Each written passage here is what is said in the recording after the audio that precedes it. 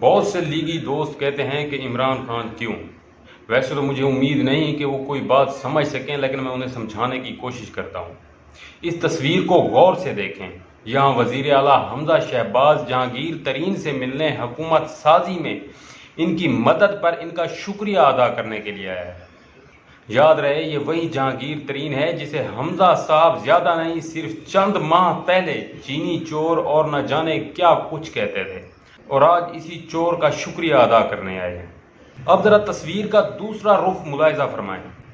اس جہانگیر ترین کو P T I کی ریڑھ کی ہڈی سمجھا جاتا تھا، مگر جب کرپشن کے الزامات لگے تو عمران خان نے اصولوں پر کھڑے ہوتے ہوئے اس آدمی سے دوری اختیار کر لی، اور یہ جانتے ہوئے کہ یہ شخص ان کی پارٹی کے لیے کتنا اہم ہے، اس کی کوئی مدد نہیں کی۔